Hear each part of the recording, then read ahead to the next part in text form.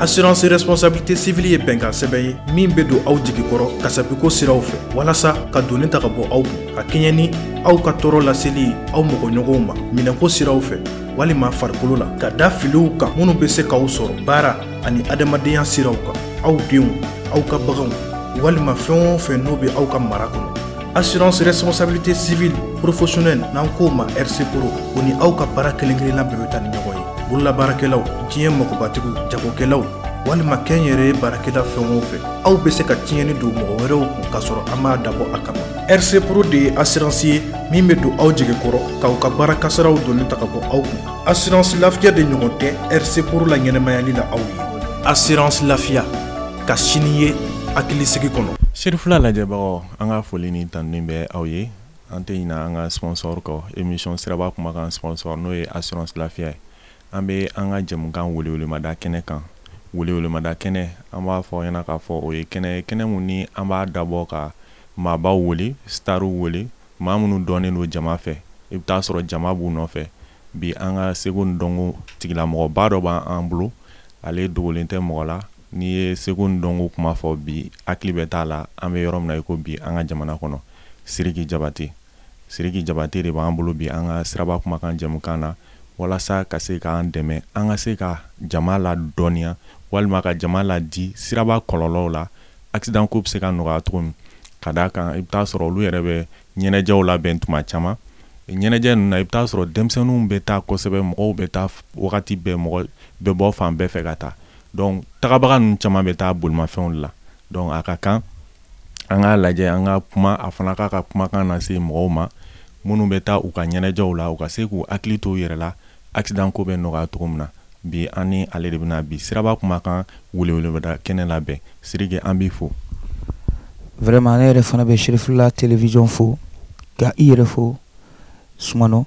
alhamdulillah nin ye kumaba ye nin ye hakilimaya kumaba ye chose qui est sûre diɲɛ ko o ko diɲɛnatigɛ la a ɲuman n'i y'a kɛ i yɛrɛ de b'a tɔnɔ sɔrɔ a juguman n'i y'a kɛ i yɛrɛ de b'a tɔnɔ sɔrɔ n'i binna ni e ye moto vun ka a se k'i bɛ fasu kɛ moto la mɔgɔw ɲɛna mɔgɔw ta n'i binna mɔgɔw t'a dimi sɔrɔ e de b'a dimi sɔrɔ kalo 1 walima kalo 2 walima a ka ca n'o ye walima a bɛ se ka kɛ sababu ye ka dɔw ka diɲɛnatigɛ yɛrɛ don bɔgɔ la o tɛ min na diɲɛ ka teli o ma n'ala y'i kɛ cɛ ye i nana pour que ka nafa de ɲa diɲɛ kɔnɔ ka alijinɛ ɲini ka hɛrɛ ɲini k'a sigi bangebagaw ni ka d'u ma n'i kɛra muso ye la même chose tu comprends bon donc ne bolo welewelekan min bɛ ne bolo dɔrɔn k'a ɲɛsin o ye welewelekan min ye i bɛ taa dɔɔni et sûrement e bɛ se ka taa dɔɔni jahadi b'i sɔrɔ ou bien ko dɔ b'i sɔrɔ fɛn bɛɛ ye ala latigɛ de ye o ye mɔgɔ ni maliyalen bɛɛ ka kuma ye mais laɲini fana bɛ yen mɔgɔ fana n'i ye min laɲini i b'o fana sɔrɔ dɛ donc an b'a ɲini bɛɛ fɛ denmisɛnnin fara mɔgɔkɔrɔba kan a ye taa dɔɔni jɔn tɛ se nɛgɛ la i tɛ se moto la quoi i b'a boli i tɛ se mobili la i b'a boli i tɛ se quoi ala de bɛ jɔn kisi mais n'i taara dɔɔni a ka ca ala fɛ i ka kisi garantilen don. hakili la o faamuna Sidiki n bɛ fɛ ka ɲininkali mun kɛ la sisan aw ye dugu caman kɛ a bɛ dugu caman taa ni ka segin cogoyaw dɔn bolimafɛnw bɛ boli cogo min na est ce que i bɛ différence caman ye i bɛ taa dugu min na ani Mali ta cɛ. n'i ko i b'o kuma yɛrɛ fɔ a bɛ komi i bɛ na n'i ko i b'o kuma fɔ n'i y'a kumaw fɔ cogo min na a bɛ kɛ komi dɔgɔyama don ka se jamana ma mais e pourtant dɔgɔyama tɛ o jamana tɔ minnu bɛ yen u bɛ fanga respecter u bɛ bolimafɛn yɛrɛ fana respecter wa boli sariya fana u b'o fana respecter i ye kuma faamuya u bɛ jɔ fɛ la vitesse hakɛ dɔ bɛ u tɛ tɛmɛ o kan i ye kuma in faamuya wa u bɛ boli GPS fana kan fatɔ boli tɛ ɲɛɲini boli de don donc min bɛ yen o de bɛ boli wa ɲangata minnu fana b'u kan u b'o fana respecter parce que i bɛ wari de bɔ n'i minɛna k'a fɔ ko corruption b'a la corruption tɛ olu fana t'a la. Donc ni wari bɔ digiri la ni wari bɔ digiri la i b'i tilen et puis a bɛ se ka kɛ dɔw fana joie dɔw fana bɛ yen a bɛ kɛ sababu ye u b'i ka permis minɛ i la ka mobili boli tigɛ i la pendant san 1 walima san 5 i tɛ se ka taa hali yanni kari kunna ni mɔgɔ ma mobili boli ni ye. Voilà. Donc tiɲɛ yɛrɛ la n'olu sariyaw batona i b'a fɔ i y'a fɔ cogo min na a bɛ kɛ sababu ye mɔgɔ caman bɛ siran accident ko bɛ nɔgɔya. mais min fɛ yen maliyɛn b'i diya dɛ mais maliyɛn tɛ fɛ k'i diya de sinon maliyɛn b'i diya trop. Ka d'a kan ko caman nɔgɔyalen don yan. Vraiment ko caman ka nɔgɔ quoi. Ok n bɛ fɛ ka ɲininkali wɛrɛ min kɛ Sidiki est-ce que i kɛrɛfɛ ou bien i delila ka accident dɔ ye accident mun tori i kunkolo la hali bi i bɛ miiri a la ni miirila la a b'i tɔɔrɔ c'est-à-dire souvenir jugu jumɛn b'i bolo accident ko ta fanfɛla la. Bon ne m'o ye mɔgɔ yɛrɛ la n'o ye n yɛrɛ de la. A tɛ tɛmɛ o kan. Yɔrɔ tɛ tɛmɛ o kan dɛ. Denmisɛnninya la kow ka ca. Denmisɛnninya la kow ka ca artisiya ka gɛlɛn mais ne ye min ye n ka denmisɛnninya la à mon jeune âge ne ka denmisɛnninya la ne ye min y'a la o gɛlɛyara a ka ca quoi c'est a ka ca. A ka ca quoi. Mais est-ce que i hakili bɛ kelen na i bɛ se ka mun fɔ an ɲɛna walasa mɔgɔw k'a dɔn k'a fɔ accident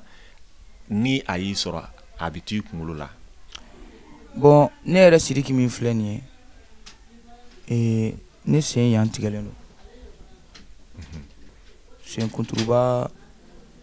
fɔlɔ ni 2nan ni 3nan. O bɛɛ accident nɔ ye. A bɛɛ accident de nɔ ye a bɛɛ sɔnni fanfɛla a bɛɛ sɔnni a bɛɛ tigɛlen don a sɔnni cɛmancɛ la ka taa. C'est pour vous dire que ne y'a sɔrɔ cogo min n y'a sɔrɔ k'an to denmisɛnninya kɔnɔ k'a to halisa n bɛ denmisɛnninya de kɔnɔ mais n y'a sɔrɔ wagati min na sɔrɔ n bɛ denmisɛnninya kɔnɔ n ye kalan kɛ n fa ye moto san ka di yan a nisɔndiyalen a m'a san ka di yan pour que n ka taa n yɛrɛ bana a m'a san ka di yan pour que n ka taa ko kɛ n yɛrɛ la mais a y'a san ka di yan pour que n ka se ka n ka déplacement de nɔgɔya mais denmisɛnninya kɔnɔna la a ka di ye bɛɛ k'a fɔ k'e de bɛ se moto la bɛɛ k'a fɔ ko nin de bɛ se moto nun t'a la bɛɛ k'a fɔ ko nin de bɛ nin kɛ nin de bɛ nin kɛ. Donc ne tun bɛ moto nun ta n tun bɛ se kosɛbɛ mais don dɔ la su fɛ ni cɛ tɛ ni muso tɛ nɛgɛ ye n yɛrɛ janfa a ye min kɛ n na a ye n bila ka bere ta a ye n bila n ye bere ta. I ka denmisɛnninya tan fila bila. Denmisɛnninya la a ye n bila n ye bere ta ka se kalo kelen ni tila ɲɔgɔn ma. O wagati la i tora ten i tɛ se ka foyi k'i yɛrɛ. N tora ten n tɛ se ka foyi kɛ n yɛrɛ ye n tɔw bɛ taa ekɔli la ne dalen bɛ so n bɛ tele filɛ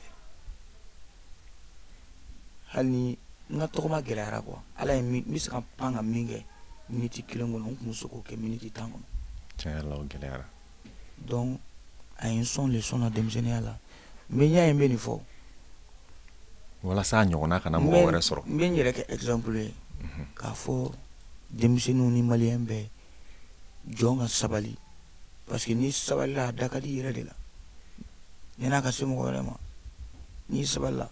a da ka di e yɛrɛ de la yan'a ka se mɔgɔ wɛrɛ ma. Ok Sidiki an bɛ wagati min na ko bi i lamɛnlen don i ka di mɔgɔw ye est-ce que i delila k'a kɛ walima a b'i ka ko nataw la ka dɔnkili dɔ da ka taa bolimafɛn gɛlɛya kan walasa ka denmisɛnninw ladi hali bi accident ko bɛ nɔgɔya cogo min na. Bon ne bolo c'est une meilleure idée n kun hakili kun t'a la n tɛ nkalontigɛla ye ne tɛ mɔgɔ ye mɔgɔ min bɛ mɔgɔ ɲɛkɔrɔ kuma f'i ye quoi n bɛ tiɲɛ de fɔ parce que ala b'o de fɛ ne bolo dɔrɔn je pense que c'est une bonne idée pour sensibiliser les gens même pourquoi pas faire des concerts. Exactement. Pour sensibiliser les gens u ka na par exemple k'a yira n'a bɛ moto boli a ye casque don n'a bɛ nin kɛ a ye don mais k'u ma nɔgɔn n fana b'an profiter i ka télé fɛ k'a ɲini an dɛmɛbagaw fɛ minnu bɛ ka jamana lakana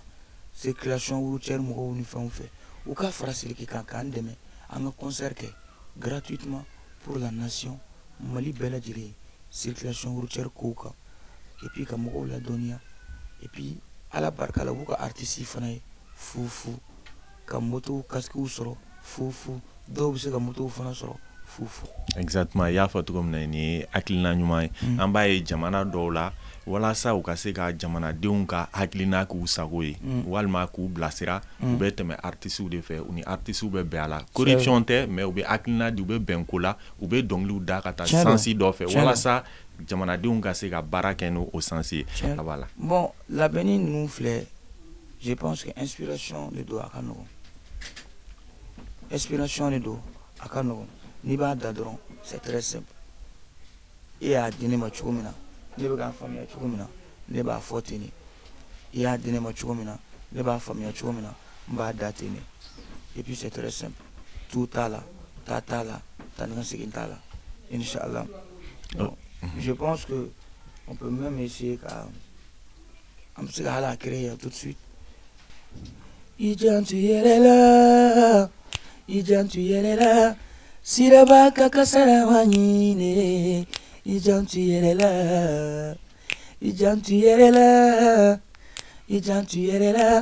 siraba kakasara wanyine ijan tu yerela.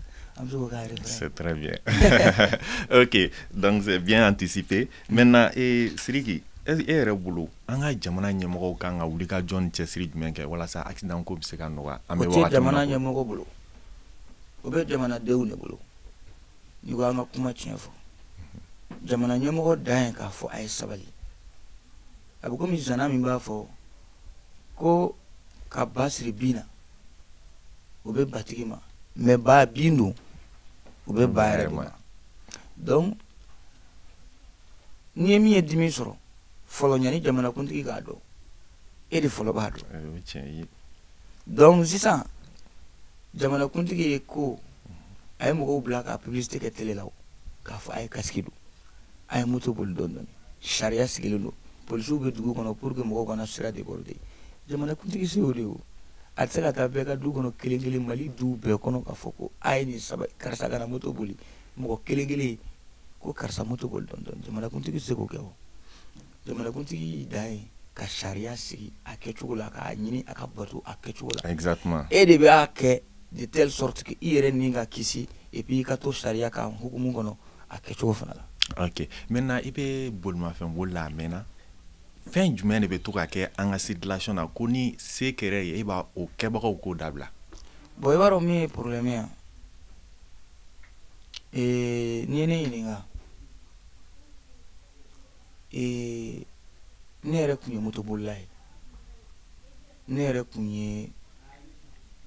n fana kun bɛ moto boli wa n fana bɛ sotarama ta n kun bɛ sotarama ta i ye kuma in faamuya mais hadamaden ka denw bɛ changer o ye ala yɛrɛ ka kow cogoya ye mais ne hakilina ye min ye an kan ka ɲɔgɔn gasi de sigi dɔn nin ba ninnu an kan ka ɲɔgɔn gasi de sigi parce que dɔw bolo mototigi dɔw bolo par exemple ko ni mobilitigi ye klaxon kɔnɔ walima mobilitigi tɛmɛna an kɛrɛfɛ ko c'est parce que se de b'a ye a b'o kɛ o bɛɛ tɛ se o sira de don tɛmɛ sira de don ni e dama ka kan k'a boli la cogo min ale fana dama ka kan k'a boli ale man k'a se yɛrɛ la cogo min na e fana man k'i se yira la se bɛ bɛɛ de dama ka kan sira la i ye kuma faamuya hadamadenw de bɛ papier kɛ dugukolo la k'a fɔ ko dugukolo y'an ta ye nin bɛ tan nin bɛ tan sinon a bɛ dan don min na a ma kɛ diɲɛ jɔnsi ɲɛna exactement i ye kuma faamuya wa ala m'a da k'a fɔ ko iya ye karisa ta ye mais ala kɔni y'a sababu kɛ bi papier kɔnɔ hakɛto a y'a sababu kɛ bi papier la hadamadenw ka sariya kɔnɔna la k'a fɔ ko nin ye karisa ta ye nin ye karisa ta ye donc ne bolo o ye dun fana i bɛ na i bɛ taa k'a to i bɛ tila ka don o dugukolo nin kɔrɔ donc o t'i ta ye ne hakili la an ka hakili to ɲɔgɔn na gasi yɔrɔ la o gasi ye mun ye o ye tolérance de tɛ maliyɛn na k'a yafa ɲɔgɔn ma k'a dɔn k'a fɔ ko karisa kan ka tɛmɛ i jɔ n k'a to yan ka tɛmɛ walima ni n ka pereseli i jɔ n ka n jɔ ni karisa ka tɛmɛ pour que n ka tɛmɛ walima n tɛna essayer ka sira forcer n peresela cogo o cogo voilà ne bolo ko yɔrɔnin dɔrɔn de don. fɛn dɔ fana bɛ kɛ an ka transport en commun mɔgɔw fɛ i bɛ taa sɔrɔ o bɛ jɔ wagati bɛɛ o bɛ wuli wagati bɛɛ o bɛ na ni accident caman ye est-ce que ladilikan b'i bolo k'a lase olu fana ma bon ladilikan min bɛ n bolo an ka transport commun mɔgɔw ma o ye ladilikan min ye o ye juste que ala ni ala kɛra barika la an kan ka min kɛ n'a sɔrɔ sira tun bɛ jamana fana bolo sira min ye transport sira ye sira min ye bolimafɛntigi ordinaire ka sira ye a tun bɛ nɔgɔya mais comme o t'an bolo fɔlɔ diɲɛ ko bɛɛ bɛ na dɔɔni dɔɔni de an bɛɛ bɛ sira kelen de kan an b'an janto ɲɔgɔn na de dɔrɔn parce que ni e magara nin na tiɲɛni don ni ale magara la tiɲɛni don donc e ka baara dɔw dun ka baara gulonnen dɔ la dɔw ka baara gulonnen t'a la dɔw yɛrɛ mɔgɔ tɛ bolifɛnko la c'est vrai n'est-ce pas donc a kɛra cogo cogo tiɲɛni don pour que ka tiɲɛni bali janto yɛrɛ la kɔrɔ cogo ka ɲi Serifula lajɛbagaw hakili la a ye faamuyali caman sɔrɔ nin na ani Sidiki Jabate tun bɛ ɲɔgɔn fɛ komi a b'a dɔn cogo mɔgɔ dogolen tɛ an bɛ yɔrɔ min na i ko bi seko ni dɔnko na sira kan n'i ko Sidiki dɔrɔn bɛɛ b'a dɔn an ka likajɔ kun de accident ko bɛ nɔgɔya cogo min an ka jɛmukan in na o la bi aw garisɛgɛ kɛra nin de hakɛto bɛ nin kan sali ala Muhamadu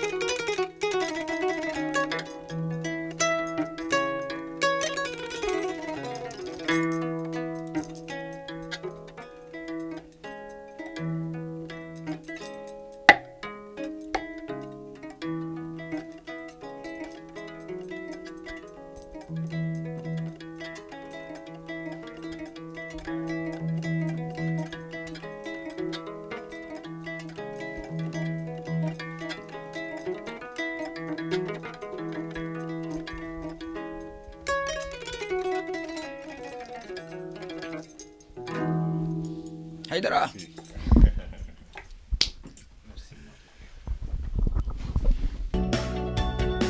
Assurance responsabilité civile ye bɛnkan sɛbɛn ye min bɛ don aw jigi kɔrɔ kasabiko siraw fɛ walasa ka donni ta ka bɔ aw kun ka kɛɲɛ ni aw ka tɔɔrɔ laseli aw mɔgɔɲɔgɔnw ma minɛnko siraw fɛ walima farikolo la ka da filiw kan minnu bɛ se k'aw sɔrɔ baara ani adamadenya siraw kan aw denw aw ka baganw walima fɛn o fɛn n'o bɛ aw ka mara kɔnɔ. Assurance responsabilité civile professionnelle n'an k'o ma RC Pro o ni aw ka baara kelen-kelenna bɛɛ bɛ taa ni ɲɔgɔn ye. Bololabaarakɛlaw, diɲɛ magobatigiw, jagokɛlaw walima kɛnyɛrɛye baarakɛla fɛn o fɛn aw bɛ se ka tiɲɛni don mɔgɔ wɛrɛw kun k'a sɔrɔ an m'a dabɔ a kama. RC Pro de ye assurance ye min bɛ don aw jigi kɔrɔ k'aw ka baara kasaraw donni ta ka bɔ aw kun. Assurance lafiya de ɲɔgɔn tɛ RC Pro la ɲɛnɛmayali la aw ye. Assurance lafiya ka sini ye hakilisigi kɔnɔ.